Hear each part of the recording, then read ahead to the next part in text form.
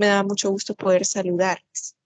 Bueno, vamos a iniciar entonces. Les voy a compartir la pantalla para poder tomar la asistencia. Ya saben la dinámica que hemos trabajado anteriormente. Una vez que yo mencione su nombre, por favor, enciendan su micrófono y dicen presente o pueden escribir presente en el chat. No hay ningún problema.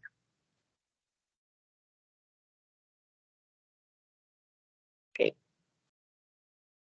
Darwin Oswaldo. Carla Yamilet. Mariana Daniela. Karen Esmeralda. Presente. Okay. Gabriel Isaac. Presente. Muy bien. Jocelyn Beatriz. Nelson Mauricio. Presente. Okay. Kelly Gabriela. Gracias. Daniela Michelle. Presente. Muy bien. Dilmer Daniel. Milton Josué. Presente. Okay. Catherine Claribel.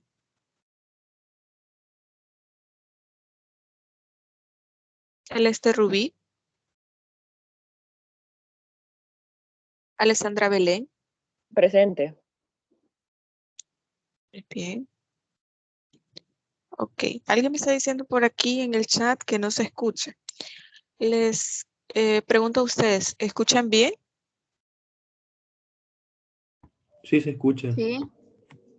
Ok, perfecto. Posiblemente entonces sea la señal de la persona que me escribió. Les recomiendo que si tienen algún problema para escuchar o que no se ve bien o no se ve lo que estoy proyectando, por favor, díganme. En cualquier momento, díganme. Si tal vez el problema de la señal de ustedes, ya que los demás escuchan bien o ven bien, sálganse de la reunión y vuelvan a entrar. Es la recomendación. Ok, Jocelyn, permítame. Permítame. Jocelyn.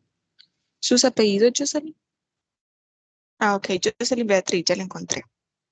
Perfecto. Ahí estoy yo arriba, creo que no me mencionó, creo que no escuché. Castro Arias, perdón. Sí, sí lo mencioné, pero ya lo agregué, no se preocupen. Bien, vamos a seguir. Ayala, ok. Vamos a hacer algo. Los que ya mencioné o que no estaban presentes cuando debía haberlos mencionado, por favor escríbanme su nombre completo en el chat. Voy a finalizar con los que faltan y al final pues yo lo voy a ir agregando, no se preocupen. Carla Giselle. Presente. Muy bien. Clara Leticia. Ok. Martín Wilfredo. Génesis Janet. Presente. Gerardo. Ok. Gerardo Arquímedes. Herbert René. Presente. Ok. Cristian René. Presente. Mario Roberto. Presente. Jennifer Gabriela. Presente. Itzia Ariadna. José Presente. Antonio. Ok. José Antonio. Odalis Selene. Presente. Heivin Ovidio. Héctor Fernando. Presente. Héctor Antolín. Presente. Muy bien. Rebeca Abigail. Génesis Gabriela. Presente. Ok. Herbert Emanuel. Muy bien. José Ángel. Verónica Alexandra. Jimmy Josué. Presente. Ok. Williams Alejandro. Presente. Ok. Oscar Gerardo. Muy bien. Juan Pablo.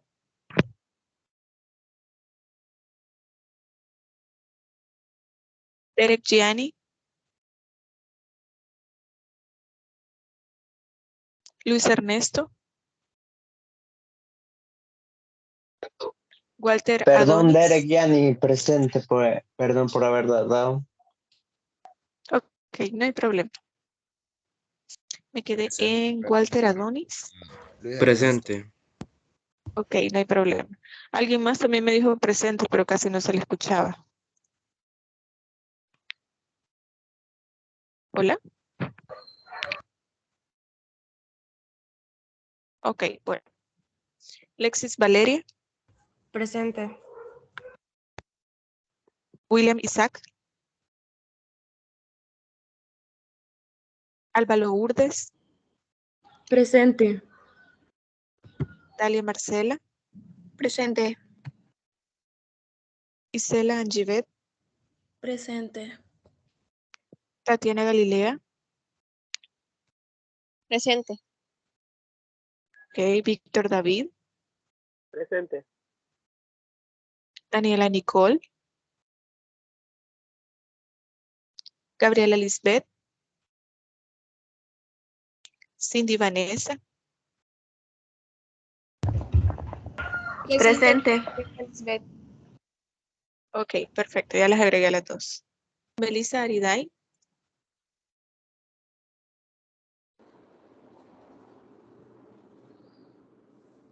Ashley Yulisa.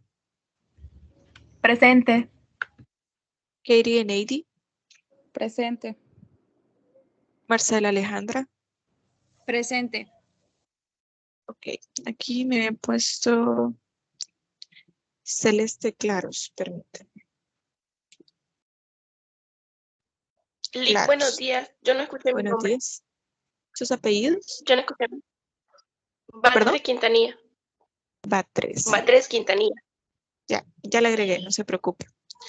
Ok. Buenos días, falta yo, Alvarado. Buenos días. Alvarado. Ok. ¿Alguien más? Buenos días, licenciada. Yo no había podido Buenos entrar. días. ¿Sus apellidos? Martínez. Permítame. Buenos días, licenciada Gutiérrez Buenos Martínez. días. Ok. Gutiérrez. Buenos días, licenciada. Vamos en orden, vamos a ver. Ferrufino Hernández. Ok, permítame. Ferrufino Hernández, ¿quién más?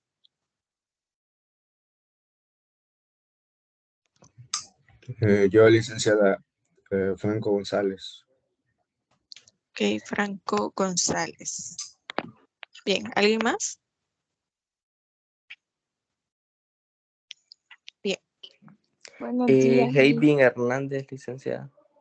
Hernández. Ya la vamos a escuchar también a usted, permítame. Dígame.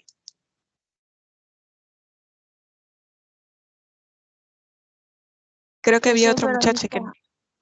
Yo soy ¿Sí? Verónica Alexandra Mendoza Mejía y no había podido encender el micrófono, disculpa. Ok, no se preocupe. Bien. Ahora sí, ya no falta nadie más. Bien. Vamos a iniciar entonces. No sé si siguen teniendo problemas para escuchar o se escucha bien. Confírmenme, por favor. Se escucha bien. Dígame. Ok, gracias. Dígame. Creo que a mí no me puso lista, porque no le ¿Sus escuchaba. apellidos? Claros Martínez. Ya le agregué, Celeste. Ya le voy a mostrar. Permítame. Ok, bueno, ya le agregué, no se preocupe. Vaya, está bien. Ok, ahora sí, vamos a iniciar con la sesión de este día. Nos toma un ratito pasar la asistencia, pero es que son bastantes. Así que las disculpas del caso por eso. Pero bueno, vamos a iniciar entonces. Recuerdan que habíamos dejado pendiente un tema que era precisamente derechos, sociedad y normas de conducta. Espero que ya ustedes puedan ver la presentación. Solamente necesito que me confirmen, por favor, si la pueden ver. Sí, maestra. Ok, muchas gracias. Bien, me interesa que la vayamos viendo porque pues al menos es visualmente atractivo que ustedes puedan ver algo ahí en la pantalla.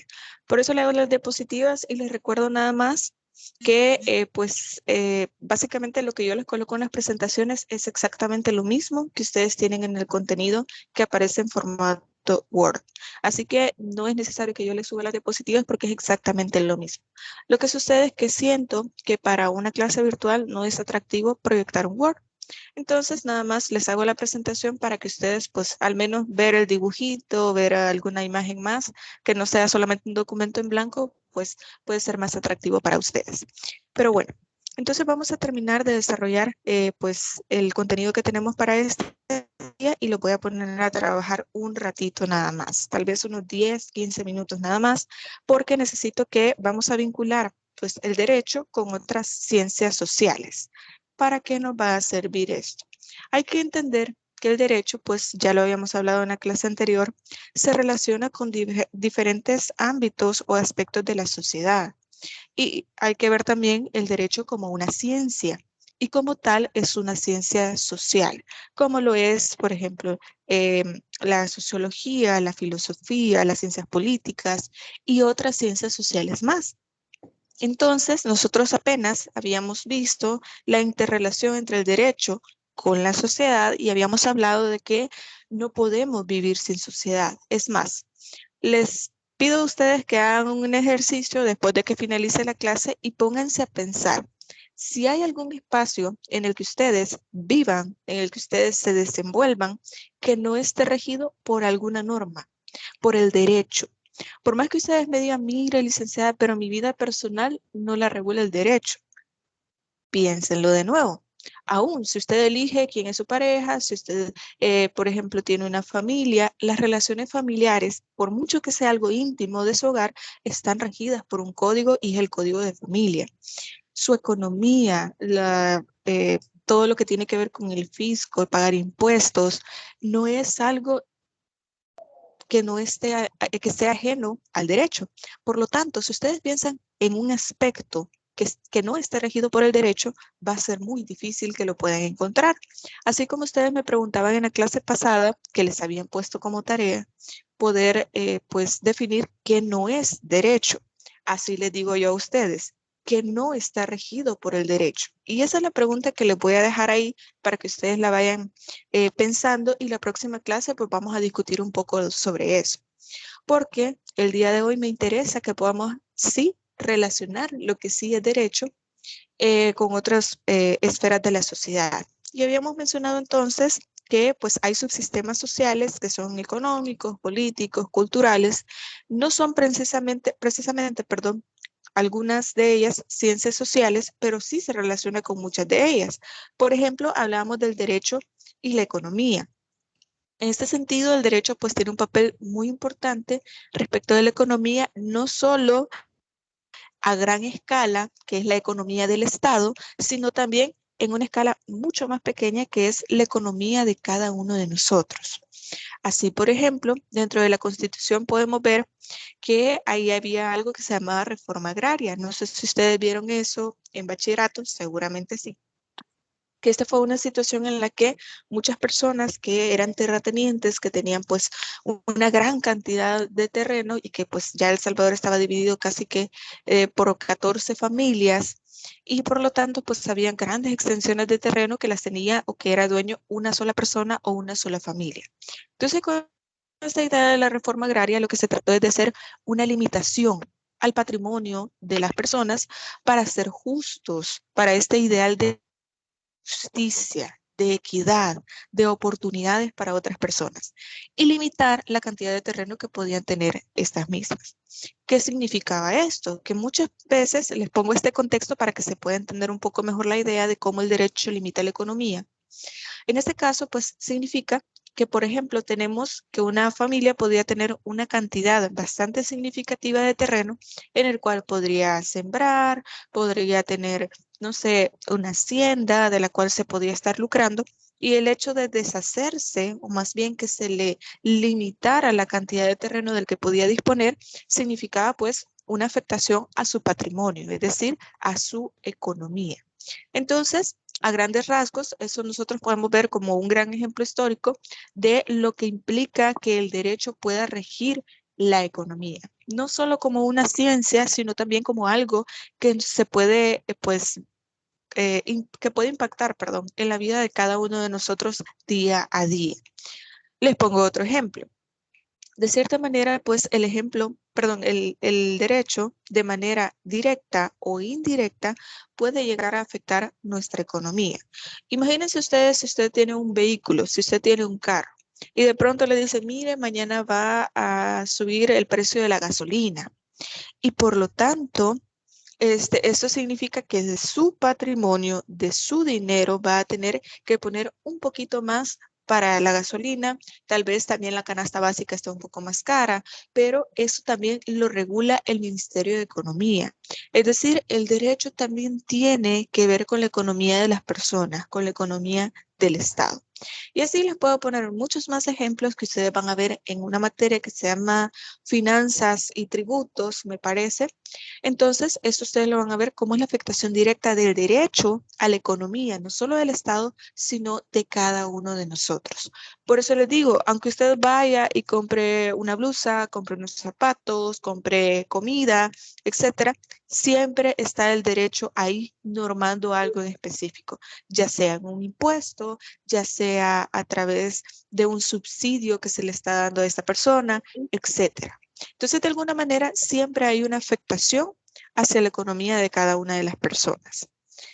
Luego de esto, pues, vamos a ver cómo afecta el derecho a la política o cómo se relaciona el derecho con la política.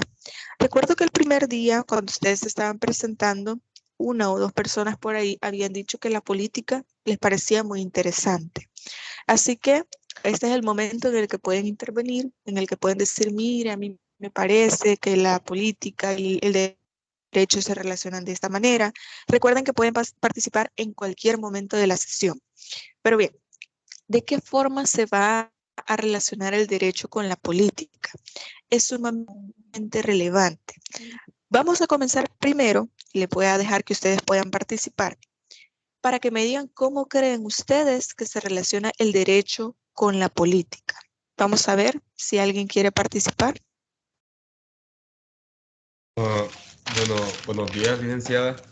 Buenos días. Por mí, el derecho y la política tienen una relación ya que el derecho permite el alcance que tiene la política, o sea, digamos, vaya, en las elecciones siempre tienen como una idea de tiempo donde los diputados o que van de candidatos pueden hacer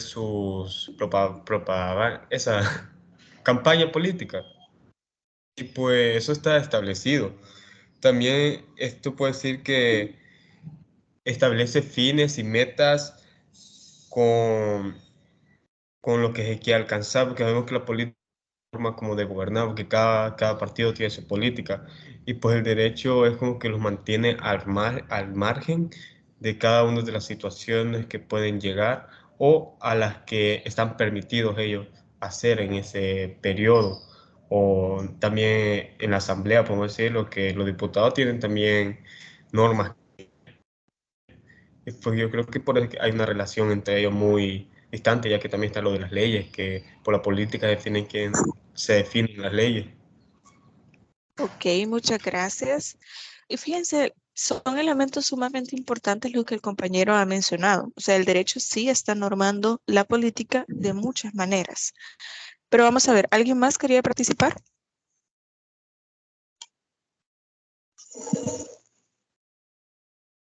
Ok, creo que alguien tiene el micrófono encendido. No sé si me hacen el favor de revisar para así no causar alguna interferencia a lo que los compañeros están escuchando.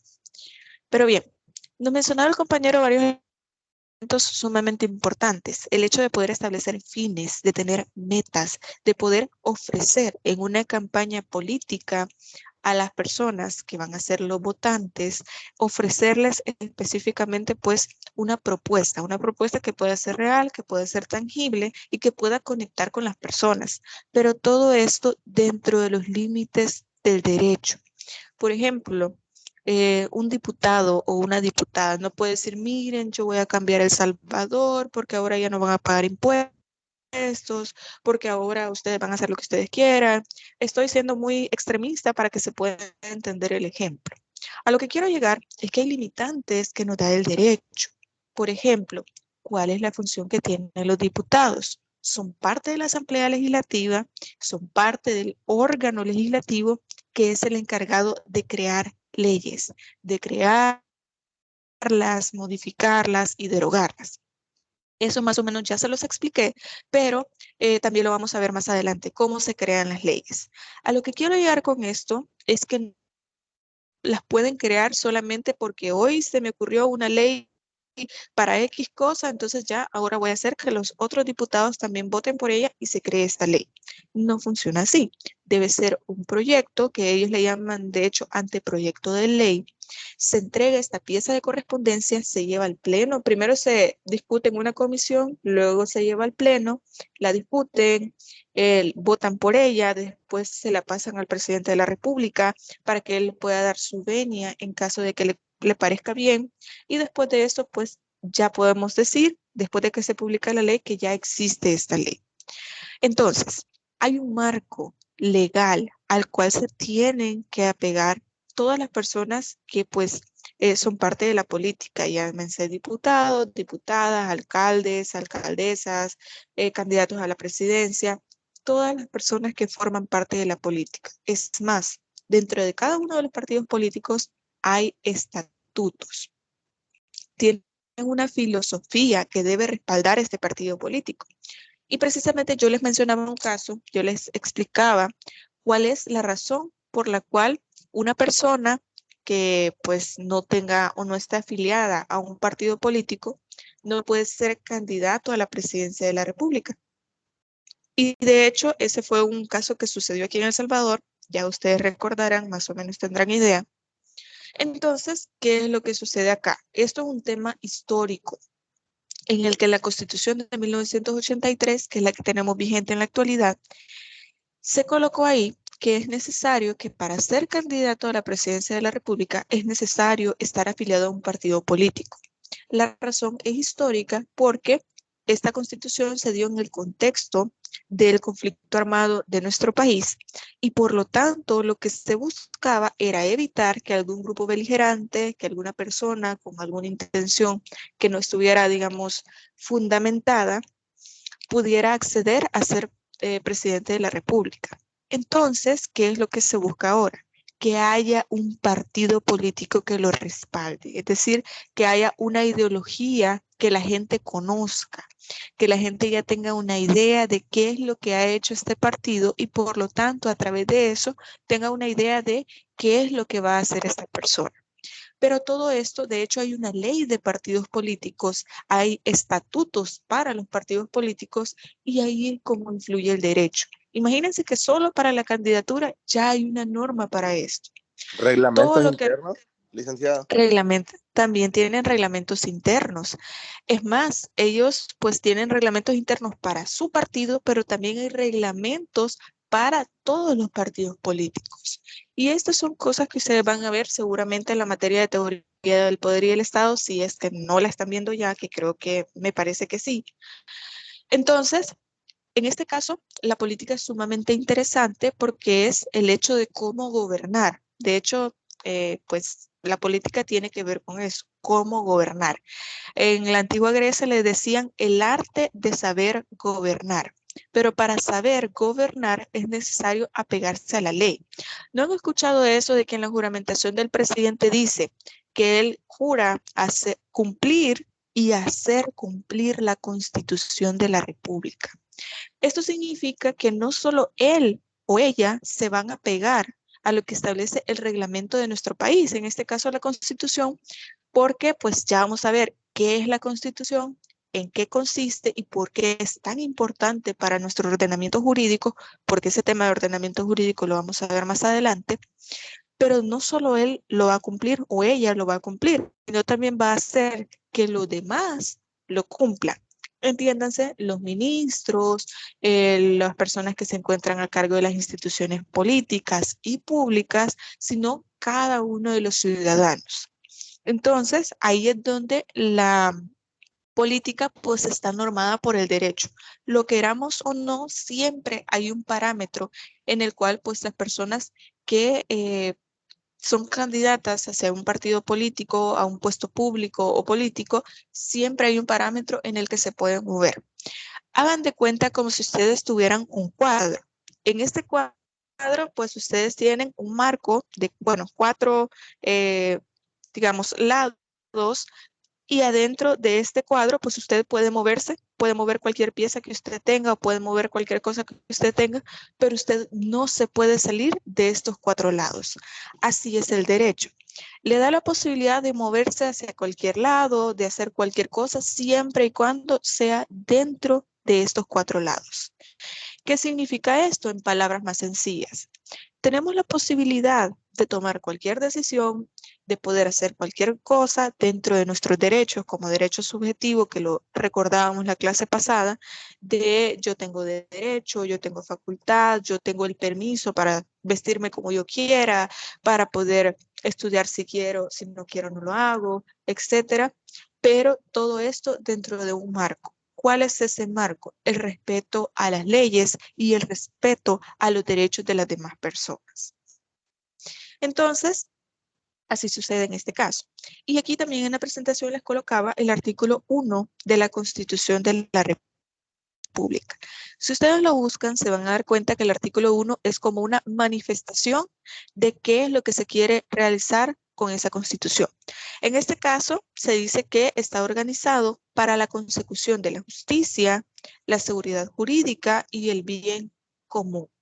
Les voy a definir brevemente a qué nos referimos con cada uno de estos valores para que se pueda ir entendiendo un poco más y por qué es que en la juramentación de, por ejemplo, el presidente se establece que se va a cumplir y hacer cumplir la Constitución.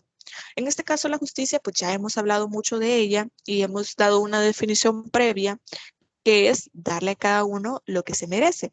Pero yo sé que en filosofía del derecho también ustedes van a definir la justicia y van a ir un poquito más allá. La definición más sencilla es esta: darle a cada uno lo que se merece. Pero yo les decía a ustedes, tenemos un problema.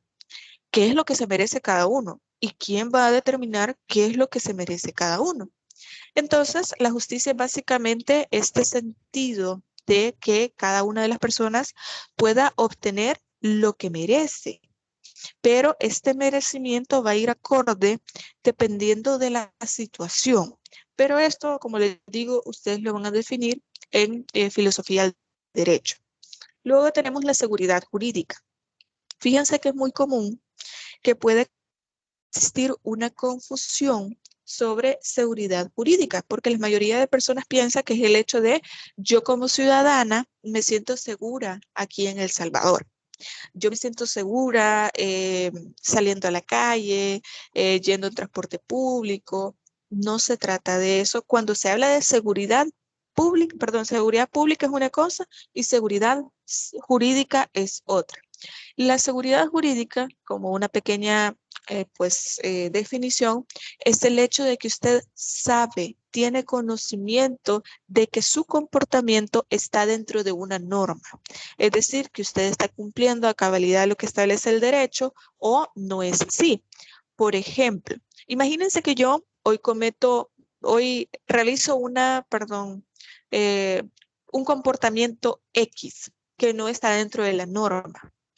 Yo sé que eso no es delito, porque yo sé que no está dentro de la norma como una prohibición. Y dentro de mi libertad, pues yo puedo hacer ese comportamiento porque sé que no es un delito. Eso es seguridad jurídica, el hecho de tener el conocimiento que está o que no está dentro de la norma. Pero imagínense que yo hoy realizo ese comportamiento, pero mañana, que es miércoles, pues ya entra en vigencia una norma que dice que ese comportamiento que yo tuve es delito. Entonces, yo voy a tener que ser juzgada por un comportamiento que al momento en que yo lo realicé no era delito. Para los futuros penalistas, ojo con esto. ¿Será que yo puedo ser juzgada por algo que en el momento que yo realicé no era delito? ¿Qué opinan ustedes?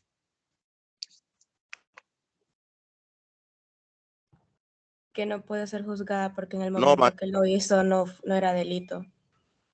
Ok. Es algo injusto, pero hay que observar las circunstancias. Si lo que usted hizo provocó una consecuencia, pienso que ahí sí puede ser juzgada. Pero si no provocó una consecuencia, pues sería injusto que simplemente porque la vieron, ella hizo eso, a ella la vamos a atacar. Tal vez sería algo poco ético. Ok, pero ojo con esto. El hecho de que yo haya causado un daño, pero no hay una norma. Es decir, al momento en que yo realicé la conducta, no había una consecuencia jurídica. Entonces, ¿qué consecuencias se me va a aplicar a mí si al momento en que yo realicé el hecho, no había una norma, hasta un día después, un mes después, etcétera? Entonces, a eso es... Independientemente, maestra, si no estaba aprobado, no estaba en vigencia, no puede, ¿cómo le podría decir? Juzgar a una persona. Ok, vamos a ver, ¿alguien más?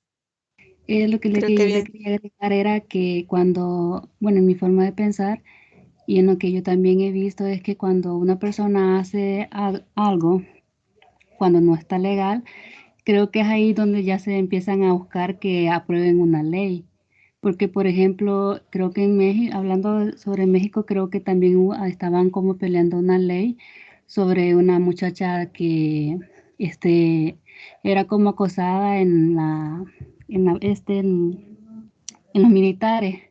Entonces ahí estaban aprobando una ley, no me acuerdo cómo que era que se llamaba, pero la cuestión era que tanto que era la que la acosaban, que al final la siguieron asesinando dentro del cuartel. Entonces, en mi forma de pensar es que cuando una persona hace, digamos, algo que en ese momento no está prohibido, es cuando ya uno de abogado o de algunas personas familiares están como que queriendo que se apruebe una ley, una nueva ley, perdón, para que ya no se vuelva a hacer eso. Ok, muy bien. Fíjense, en todo lo que han dicho tienen razón y les voy a explicar por qué. No se puede juzgar a una persona que al momento de realizar una acción no hay una consecuencia jurídica, no hay una ley que se le pueda aplicar, no hay una norma que se le pueda aplicar. ¿Por qué? Precisamente por seguridad jurídica. Porque yo al realizar esa acción sabía que no había una consecuencia, sabía que no estaba prohibido y por lo tanto no se me puede juzgar a mí por una situación que no estaba normada. Lo que sí es cierto, como decía la compañera, es que muy posiblemente ese comportamiento termine siendo pues no agradable para las demás personas, termine siendo lesivo a algún bien jurídico, por ejemplo, a mi integridad como persona, puede causarme un daño, en palabras sencillas, puede causarme un daño o puede causarle un daño a otras personas y por lo tanto puede esto causar que se pueda crear una ley. Y es bastante lamentable que hay muchas leyes que se crean después de que ha sucedido un hecho que es lamentable. Entonces, esto es muy posible. Ahora bien, ¿a qué quiero llegar con esto? Regresando al tema de la seguridad jurídica. Yo sabía que que este comportamiento que yo tuve no era un delito y por lo tanto, pues no tengo problema porque yo sabía que no era delito. Pero lo que sucede es, y ha pasado muchas veces aquí en El Salvador, que una persona realiza un comportamiento X y ya al poco tiempo ya es posible, hasta crean un tribunal, jueces específicamente para esos hechos y quieren juzgar a una persona cuando en ese momento que realizó el hecho no existía una jurisdicción, no había un juez, no había un juzgado y ahora quieren juzgar a esta persona. ¿Qué es lo que se busca con la seguridad jurídica? Que no haya una persecución política. ¿En qué sentido? Bueno, esta persona me cae mal, vamos a ponerlo en palabras sencillas y es solamente un ejemplo. No vayan a pensar que se está tomando aquí una postura política. Es nada más un ejemplo para que ustedes lo puedan entender. Que alguien me cae mal y yo digo, bueno, ese comportamiento que tuvo esa persona, vamos a hacer que sea delito para poder llevarlo a la cárcel porque me cae mal. Entonces, vamos a crear un tribunal, vamos a crear una ley para poder enjuiciarlo por eso. No se puede, porque hay otro principio que se llama juez natural. Es decir, que antes de que usted cometiera ese comportamiento que tal vez pues no estaba agregado como un delito, pero ya había un juez para hacer sobre eso. Por ejemplo, ahora tenemos jueces especializados en situaciones de violencia contra la mujer, tenemos jueces especializados penales, etcétera. Y hay muchos más que ustedes van a ver más adelante. Y esta figura del juez natural la van a ver en teoría general del proceso, un poco más adelante.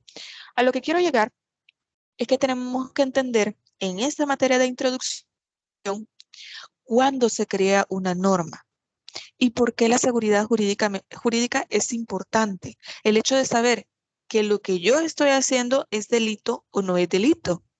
Y fíjense, ahora les voy a hacer otra pregunta. Y si les pido que participen, realmente es porque me interesa saber qué es lo que ustedes piensan. Y espero que ustedes sigan así de participativos como lo han hecho. ¿Será que yo, docente de la Universidad Gerardo Barrios, abogada, con maestría, etcétera, etcétera, tengo conocimiento de qué impuestos voy a pagar de la renta, si tengo que pagar también otros impuestos adicionales en abril, etcétera, etcétera? ¿Será que el mismo conocimiento lo puede tener una persona que vive fuera de la ciudad, que posiblemente tiene escolaridad baja? ¿Será que puede tener el mismo conocimiento sobre las leyes que lo puedo tener yo, que lo pueden tener ustedes? ¿Será que es lo mismo? Bueno, yo opino que sí, pero va a depender tanto la capacidad de la otra persona, porque vaya, hay leyes que podemos decir, es bien obvio esto, pero también, como usted dijo, si es una persona que tiene una educación baja y que solo se ha quedado ahí, no lo creo, pero si es una persona que se ha quedado ahí, pero esa persona puede seguir estudiando, sí puede llegar a ese conocimiento, no un conocimiento tan experto como usted lo tiene, pero sí un conocimiento ya básico, por así decirlo. Yo creo, licenciada, Ok. que usted se está... Permiso, licenciada. Yo creo que usted Dígame, se está... dígame. Yo creo que usted se está refiriendo a la responsabilidad y derecho u obligación que cada uno de nosotros tenemos, que lo denomina en el tema que usted está tocando en este momento. Y tenga los estudios o no, todo ciudadano que se encuentre en la nacionalidad salvadoreña tiene el derecho a pagar renta y a conocer sus responsabilidades y obligaciones, independientemente de su nivel académico. Pueda que sepa leer, pueda que sepa sacar números o no, pero es una obligación y responsabilidad de derecho que todos nosotros tenemos. Así que considero que en efecto puede haber una forma diferente de interpretar o de hablarlo, pero se sabe lo mismo siempre. Ok, tal vez voy a replantear la pregunta porque no vayan a pensar que, ay, que anda presumiendo. No, no, no. Ni tampoco que quiero ver de menos a otras personas, jamás, de ninguna manera. A lo que quiero llegar, y voy a hacer la pregunta más sencilla. ¿Será que hay personas que tienen mucho más conocimiento de la ley porque se han especializado, son abogados, etcétera? O, perdón, en contraposición de aquellas personas que tienen escolaridad baja, que posiblemente no saben leer, no saben escribir, ¿será que le vamos a exigir el mismo cumplimiento de derecho en cualquier área, no solo pagar impuestos, en cualquier área? Dígame. Yo opino, licenciada, que quizás y no tanto así, porque, o sea, todo depende del querer. O sea, alguien, por ejemplo, cualquiera de nosotros puede tener la mejor educación y quizás otra persona una educación baja, pero si la otra persona se esmera y quiere salir adelante siempre, no tiene nada que ver. Ok, muy bien. ¿Alguien más? Y se los pongo como ejemplo, ya le voy a dar la palabra, creo que alguien quiere hablar ahí, solo le puedo decir algo más. Se los pongo como ejemplo porque yo les pregunté la vez pasada en clase si es una obligación tener que cumplir las normas y habían dicho que sí, que es una obligación tener que cumplir las normas, nos guste o no nos guste. Esto significa que también a otras personas que posiblemente no tienen el conocimiento del derecho, pero también están obligadas a cumplir la norma. Entonces, ¿es algo justo? ¿Es algo injusto? ¿O ustedes qué opinan? ¿Puedo dar mi opinión respecto al ejemplo que usted dio? Claro que sí. Y es que, obviamente, si ponemos el caso de alguien que sabe sobre el tema de leyes o cualquier otro tema que haya tenido una educación superior, ahí mismo se puede dar por sentado de que sí sabe más que la otra persona. Y es un hecho que independientemente de si la otra persona puede seguir, o sea, quiere o puede seguir estudiando, pero en ese punto de alguien con baja escolaridad, alguien ya graduado sabe más, en especial en las zonas en las que vive. Ok, muy bien. Entonces, esta es la discusión que quería que tuviéramos, pero creo que había alguien más que quería opinar. Ok, no, bien. A este tema quería que llegáramos precisamente por la exigencia del cumplimiento de las normas. Es decir, ¿será que yo le puedo exigir el mismo cumplimiento posiblemente a una persona que tiene escolaridad baja, que posiblemente no tiene acceso a tanta información como la tenemos nosotros, que solo pues desbloquea su teléfono y ya usted puede entrar a cualquier página en cualquier parte del mundo? Y hay personas que ni siquiera quieren, porque ya posiblemente sean personas que son muy mayores y no les gusta la tecnología, ni siquiera quieren tener un teléfono.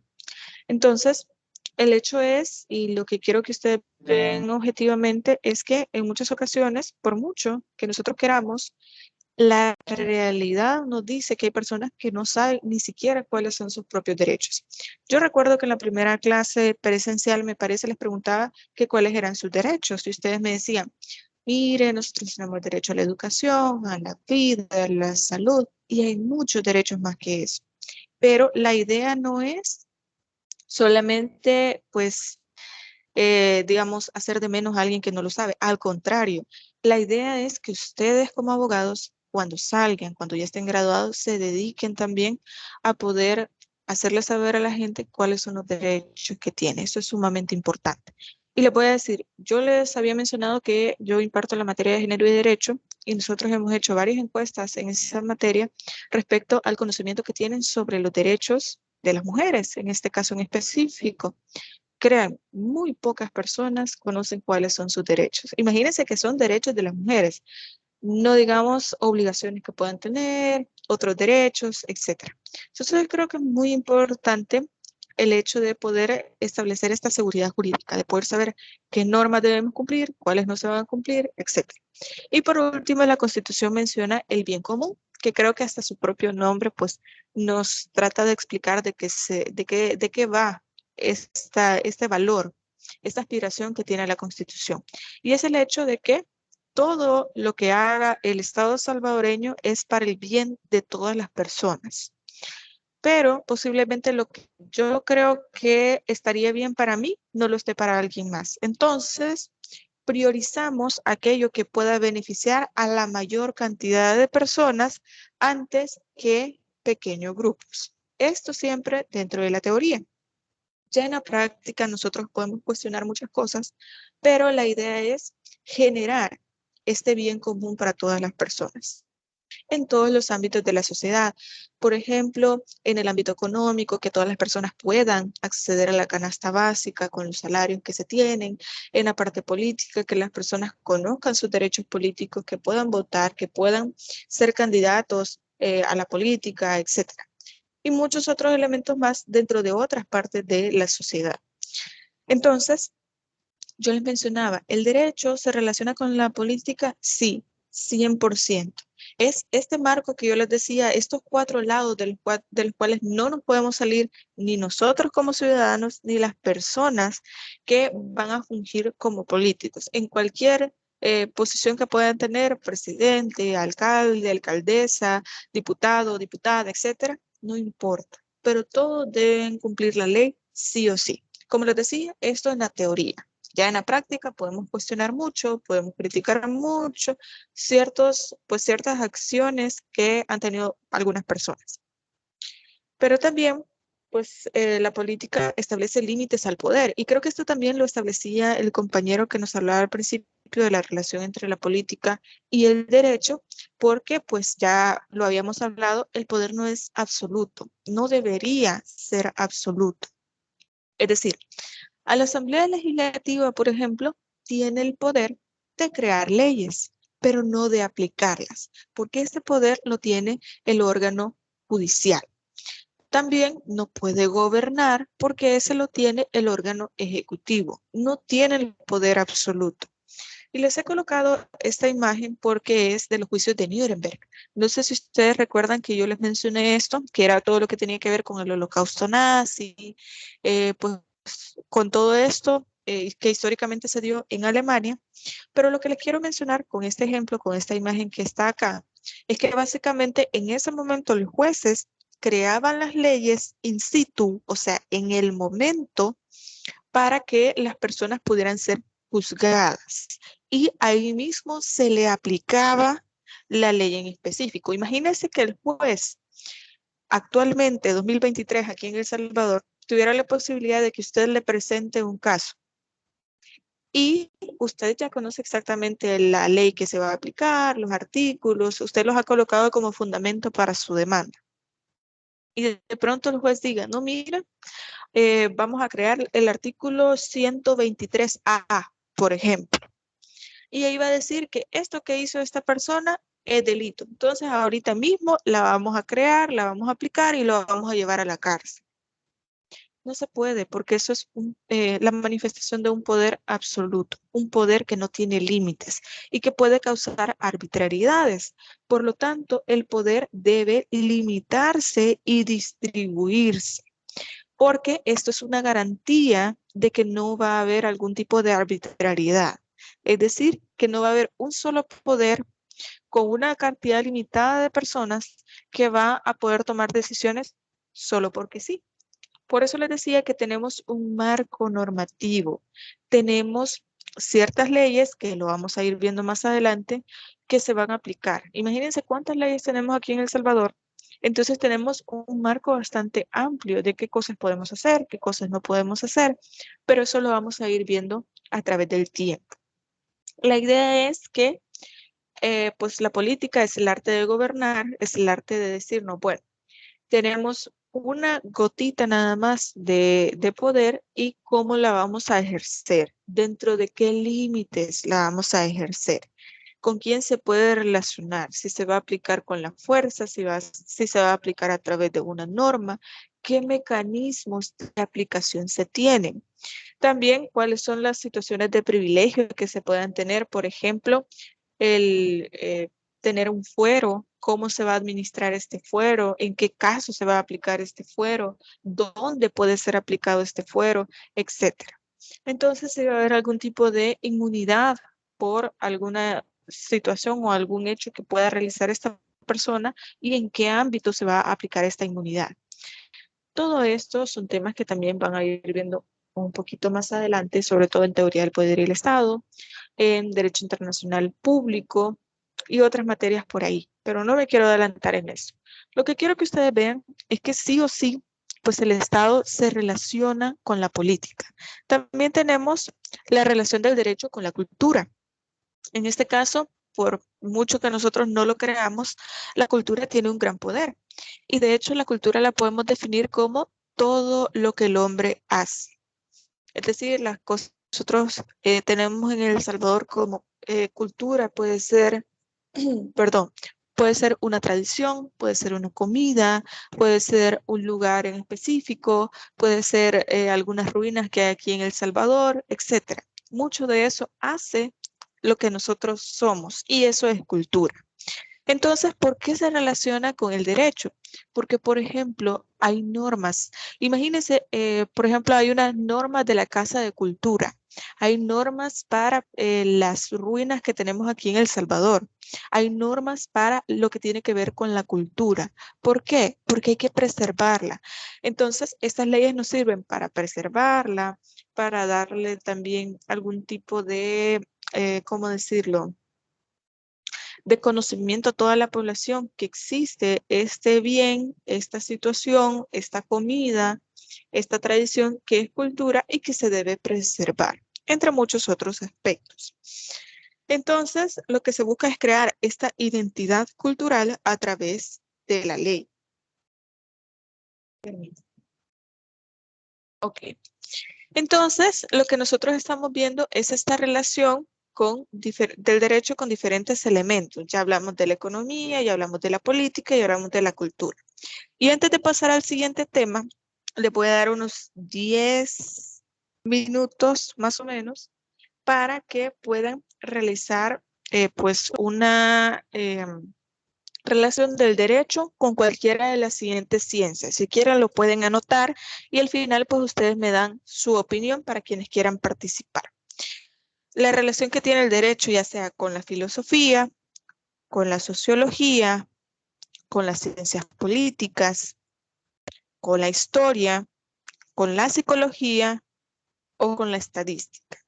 Uno nada más. Con que ustedes trabajen uno es suficiente y me den su opinión. Les voy a dejar 10 minutos para que ustedes trabajen en eso y al final me dan su opinión y después vamos a finalizar. Creo que me faltan 2 o 3 diapositivas nada más y creo que salimos a tiempo con eso. ¿Ha quedado claro?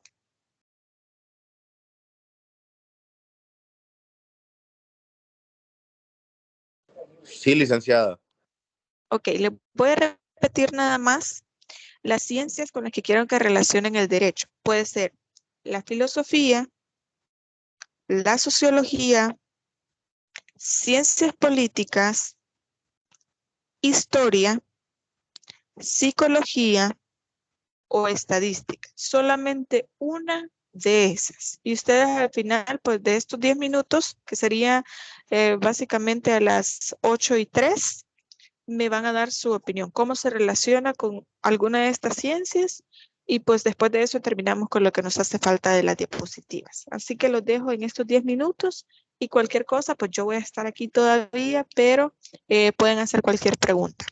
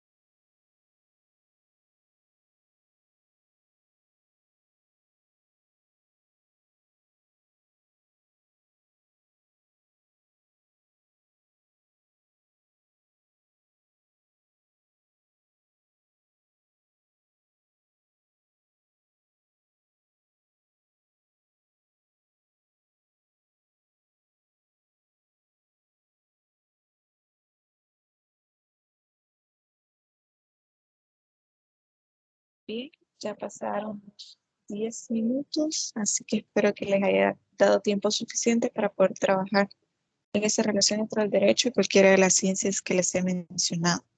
No sé si hay alguien que quiera pues, darnos su aporte de lo que haya trabajado. Buenos días. Buenos Yo días. trabajé en la relación entre el derecho y la psicología. Y es que la psicología estudia la conducta del ser humano, es decir, cómo actuamos y el por qué actuamos así. Y el derecho es el que rige esa conducta en la sociedad de cada ser humano. Ok, muy bien, qué interesante. Fíjense que muchos de los aspectos que nosotros como abogados vemos tienen que ver con la psicología, con el comportamiento de las personas, por ejemplo, dentro de la audiencia. Saber más o menos si está mintiendo, no está mintiendo. Y, como lo mencionaba el compañero, regir estos comportamientos. Es decir, si sabemos que un comportamiento no es agradable para la sociedad, entonces identificar esa conducta, ese comportamiento y normarlo. Por eso la psicología, de hecho, es una de las grandes ciencias que siempre se relaciona con el derecho. Hay psicólogos que van a dar sus peritajes dentro de una audiencia y esto es súper importante. Bien, vamos a ver a alguien más. Muchas gracias al compañero que nos dio esta Yo el mismo definición. tema revisé ¿Alguien más? investigué que se ocupa mucho, se relaciona mucho la psicología y el derecho para, por ejemplo, para los homicidios culposos o para demostrar la culpabilidad, o sea, si era consciente la persona, no, qué tan segura estaba, si fue un momento de ira. Exactamente. Y de esa manera se relaciona el Fíjense que derecho esto es para saber qué tan importante. culpable es la persona. Muy bien. Fíjense que esto es muy importante cuando hablamos de la parte, pues ya penal, porque ahí podemos determinar si hubo una voluntad, que eso es básicamente el dolo, la voluntad de realizar algo y teniendo el conocimiento de que eso pues no es lo adecuado, entonces ahí podemos determinar la culpabilidad de una persona. Por ejemplo, que una persona diga, no, es que yo estaba en un estado irracional de ira porque estaba muy enojada, porque encontré a mi pareja con otra persona y los maté a los dos. Entonces, ¿qué tanta culpabilidad hay ahí? ¿Qué tan consciente estaba la persona? Bueno, muchos otros aspectos y también en otras áreas del derecho es sumamente importante. También en el derecho de familia, también es importante, por ejemplo, la criminalística, que es otra materia que ustedes van a ver. Cuando ustedes encuentran una escena del crimen en específico, poder entender o al menos poder seguir los pasos de qué fue lo que hizo la persona que cometió este delito, un asesinato, etcétera, poder entender el móvil, así se le llama en derecho, es decir, el comportamiento. Y ahí van a ver ustedes series, ahí en Netflix, películas, en donde lo que tratan es de entender al asesino, de entender a la persona que al delincuente, básicamente. Y para el derecho no es entender el comportamiento, sino poder dar una consecuencia a los hechos. Pero bueno, vamos a ver, ¿alguien más? Yo, maestra. Yo, licenciada. ¿Más que haya trabajado otra definición? Relacioné el derecho con la filosofía del derecho. Básicamente, dentro de la filosofía va lo que es el racionamiento y la lógica. Y lo podemos relacionar ya que dentro de las audiencias, por decirlo así, se ocupa lo que es el racionamiento y la lógica dentro del argumento, que en este caso podría ser el defensor.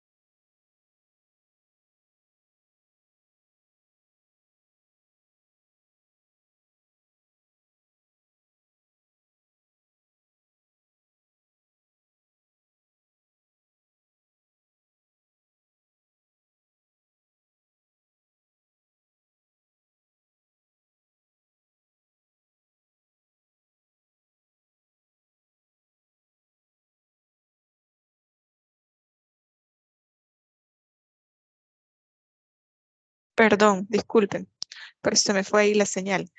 Bien, les decía que es importante que nosotros podamos tener un razonamiento lógico para poder expresar cuál es el argumento que nosotros tenemos. Es decir, por nuestra misma deducción, por nuestro mismo raciocinio, nos permite a nosotros poder convencer o simplemente poder configurar un argumento o un alegato para que nos pueda servir en nuestro caso. Y la filosofía es básicamente eso, el poder entender cuál es la estructura de estos argumentos para que puedan ser coherentes, para que puedan ser lógicos, y sí o sí es una de las grandes bases del derecho, porque el derecho se creó así, filosofando, cuestionando, preguntando, armando una serie de ideas que nos permitieron entender qué está bien, qué está mal, qué es lo justo, qué es lo injusto, etcétera, cuestionando todo, y eso es sumamente importante. Muchas gracias al compañero. Vamos a ver, ¿alguien más? Una definición más y seguimos. Buenos días. Yo lo Buenos asocié días. con la historia debido a que el derecho ha venido evolucionando. Como sabemos, antes los derechos que tenemos ahora no eran como los que teníamos antes. Por ejemplo, un ejemplo claro es que antes a las personas, si hacían algo malo, los juzgaban, la pena era la muerte, siempre era la muerte. También un ejemplo que usted nos puso, que era el de ojo por ojo y diente por diente, que uno podía ir y matar a alguien, después la otra persona por justicia iba y mataba a la otra persona. También está el de las mujeres, que antes no tenía tantos derechos, pero ahora sí los tiene. Y pues gracias a la historia podemos ver esa evolución que se ha dado y cómo las personas han ido tomando decisiones a medida que pasa la historia para tener una sociedad como la que tenemos ahora, justa o por así decirlo, que se ve una igualdad o ya se ve más una justicia, no como antes, que no era tan justa, por así decirlo. Ok, muchas gracias, muy bien. Y hay que entender esto. Es a través de la historia como conocemos el derecho, porque es importante saber de dónde venimos para saber hacia dónde vamos. Y también es importante el hecho de que, pues, por ejemplo, alguien mencionaba en la clase pasada, una de las compañeras, me acuerdo mucho de eso, que había dicho de que, pues, Aristóteles decía de que, pues, podía haber un gobierno y que para este gobierno tenían que ser las personas más sabias, que ellos iban a ser los que mejor iban a gobernar. Pero resulta que esta conformación de las personas más sabias no funcionó. Luego intentaron con otra conformación para poder gobernar, no funcionó. Y básicamente han pasado diferentes conformaciones de gobierno hasta los que tenemos en la actualidad, que por lo menos hasta la actualidad funciona. No sabemos si más adelante van a haber otras conformaciones distintas que funcionen mejor. ¿A qué quiero llegar con esto? De estas prueba y error, prueba y error, prueba y error que se ha dado durante muchos años, es que nos trae como resultado pues lo que nosotros tenemos en la actualidad. ¿Que puede ser mejorable? Siempre puede ser mejorable. Pero la historia nos demuestra que antes las cosas se podían hacer de una manera y tenían una consecuencia o tenían un beneficio y nosotros lo hemos retomado lo mejor de eso para poder implantarlo en nuestra realidad. Lo mismo sucede, por ejemplo, con los derechos. Antes, pues, se consideraba que los derechos eran una cuestión natural, una cuestión de Dios, pero en muchas ocasiones los derechos han sido conquistas.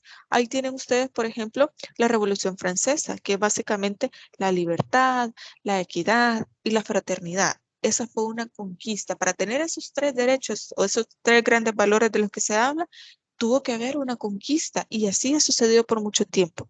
Y esa es una discusión que ustedes van a tener allá en la materia de derechos humanos, que creo que se llama Sistemas de Protección de los Derechos Humanos, en donde van a tener que determinar si los derechos son una conquista, son simplemente una facultad que nos da la ley o cómo es que se han venido reconociendo estos derechos.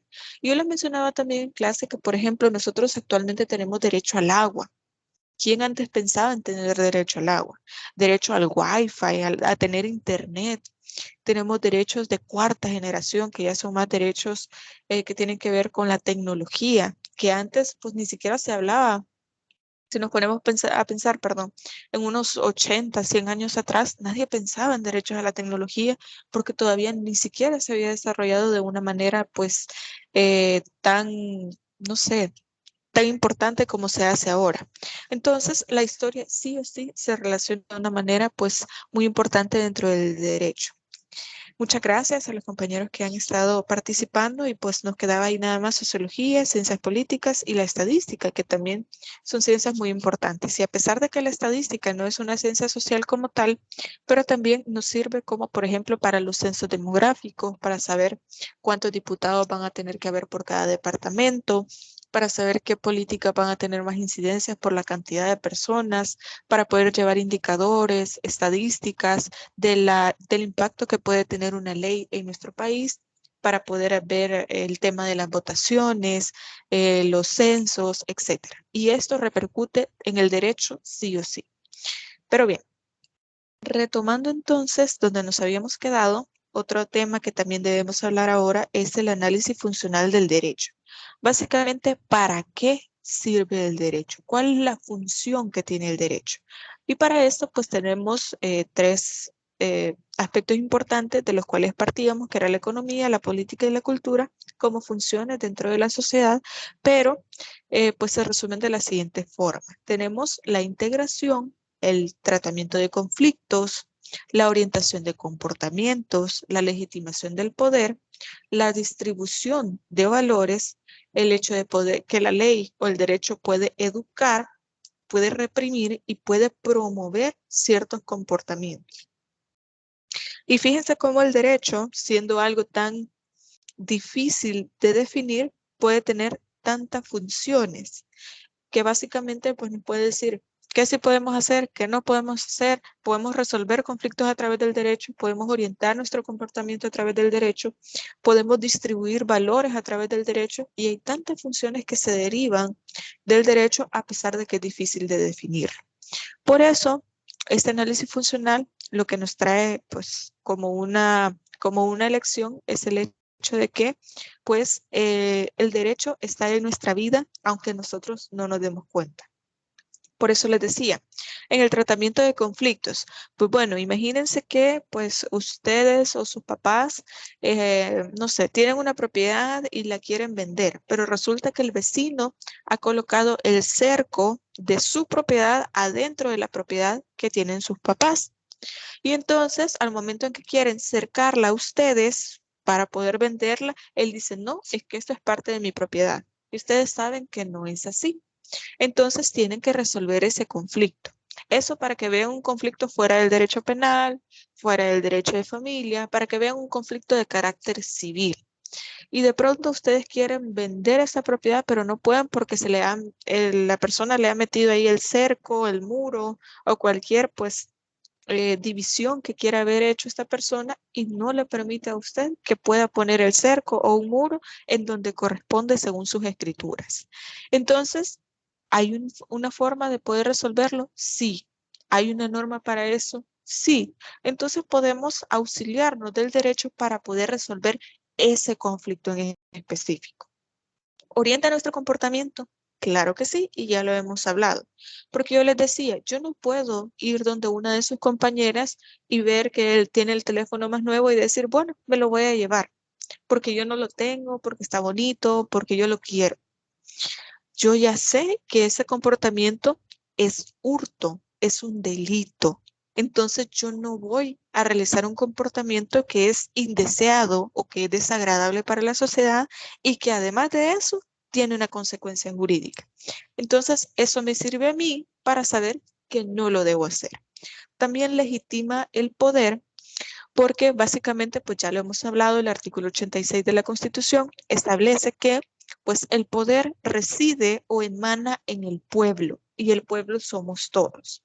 Entonces, imagínense que la Asamblea Legislativa crea una ley, pero esta ley nadie ni quiere, ni puede, ni está de acuerdo en aplicarla. Entonces, va a ser necesario establecer si realmente es necesaria esta ley. Entonces, ahí hay algo que se llama legitimación. Nosotros aprobamos o reprobamos ciertas situaciones, ciertas leyes, podría ser el gobierno de un presidente, nosotros lo podemos aprobar o desaprobar, o la aplicación de una ley en el órgano judicial. Nosotros como población, como pueblo, somos capaces y tenemos la facultad de legitimar, es decir, validar el poder que tiene un grupo, que tiene un órgano o que tiene una persona. También la distribución de valores, y esto es bien curioso, fíjense, porque como sociedad nosotros somos cambiantes. Lo que para nosotros como sociedad salvadoreña 2023 es importante, puede que la sociedad salvadoreña de 1970 no lo fuera, porque como sociedad nosotros vamos cambiando. Y yo se los explicaba también en la sesión de clase, yo les decía, como generación, ustedes van a marcar pues un cambio bastante importante y se nota, porque ustedes tienen un pensamiento un poco más, digamos, tendiente al respeto de los derechos humanos, a la no discriminación, al hecho de poder dialogar un poquito más, como que tienen más esa tendencia que en años anteriores o en generaciones anteriores no se tenía, que todo es conflicto, que todo era guerra, que todo es a la fuerza. Y creo que ahora como sociedad pues estamos tratando de escuchar un poco más. Y eso es bueno, pero ¿a qué quiero llegar con eso? Que para ustedes ciertos valores son más importantes de lo que fueron para otras generaciones anteriores. Entonces, ¿a qué nos referimos con que el derecho distribuye valores? Que para ustedes, como generación nueva, ustedes van a decir, no, miren, es importante que nosotros mantengamos este valor que debemos preservar como sociedad, pero que aunque en las generaciones anteriores no haya sido importante, pero para nosotros sí. Y hay otros que no lo son tanto. Entonces, eso se va cambiando, se va modificando con el tiempo. También el derecho tiene la posibilidad de educar. ¿En qué sentido? Ya les había mencionado este ejemplo. Si yo sé que llevarme el teléfono de la compañera no es mío, obviamente, no es algo deseable como sociedad, me está educando, me está diciendo qué es lo que no debo hacer.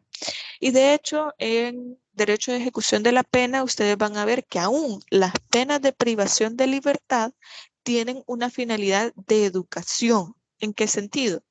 Pues bueno, imagínense que el hecho de matar a otra persona tiene una pena de 10 a 20 años. Yo no, ni siquiera lo voy a intentar porque yo no quiero pasar de 10 a 20 años en la cárcel. Entonces, eso me educa a mí para saber que no debo tener este comportamiento, no debo realizar esta conducta para no pasar de 10 a 20 años en prisión. Es decir, las penas que pueden ser privativas de libertad, que puede ser una multa, etcétera, tienen una finalidad de educación, de decirme que está bien y decirme que está mal.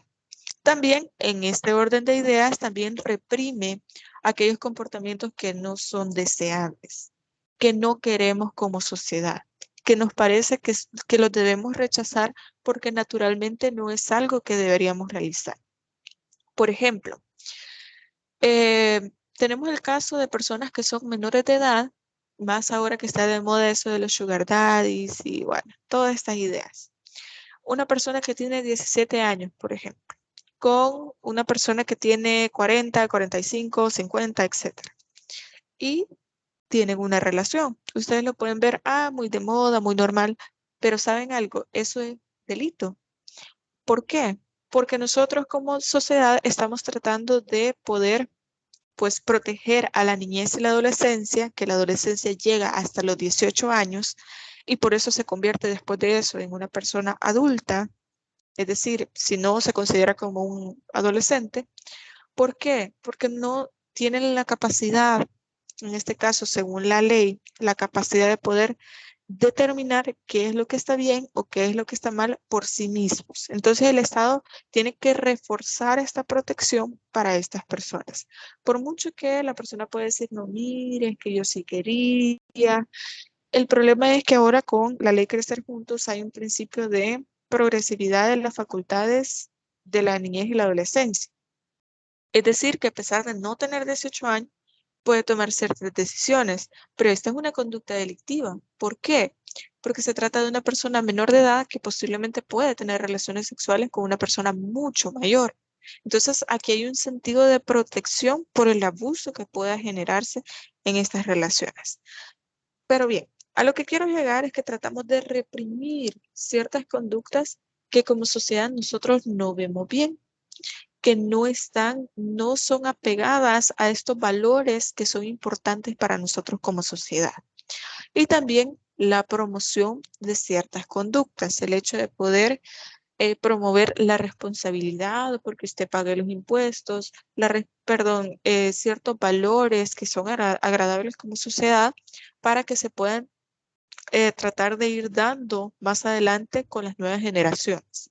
Entonces, estas son las funciones que tiene el derecho y por eso es sumamente importante entender que el derecho puede impactar en todas las esferas de la sociedad, pero también tiene la función de poder reeducarnos, de poder reprimirnos, de poder promover ciertos comportamientos, de tratar conflictos, de orientar comportamientos, etc. Pero bien, creo que con esto vamos a llegar al final de la sesión. Me parece que solo faltaban unas 2 diapositivas o 3, me parece, pero creo que eso lo podemos dejar para la siguiente clase. Entonces creo que nos vamos a quedar hasta acá. Les agradezco mucho por su participación y por estar pues al pendiente de todas las actividades que realicemos dentro de la clase. También les quería comentar algo y por eso quería tomarme unos minutos antes de que finalicemos la sesión de hoy. Estaba planificado y calendarizado la actividad del segundo laboratorio para el viernes de esta semana. Pero les quería proponer si lo dejamos para la siguiente semana para poder hacerlo de forma presencial y hoy mismo les voy a mandar un anuncio con la actividad que vamos a realizar para que ustedes ya la puedan ir preparando. Pero no sé qué les parece si lo dejamos para el viernes de esa semana o lo dejamos para el viernes de la otra semana. ¿Qué les parece?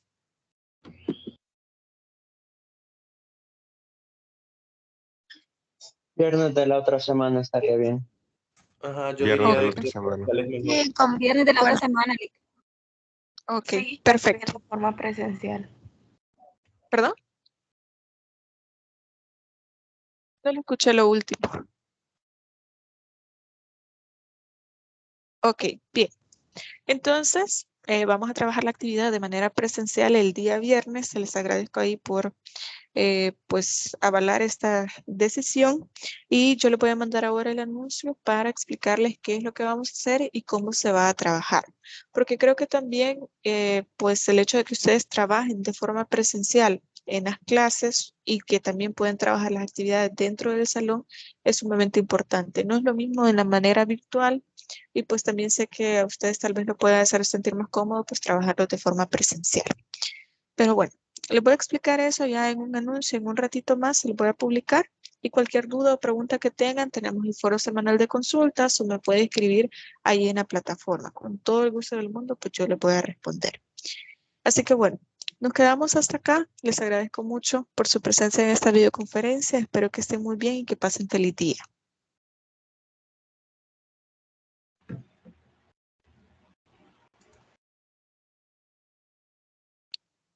Feliz día, licenciada. Gracias, igualmente. Feliz día. Muchas gracias, feliz día a todos.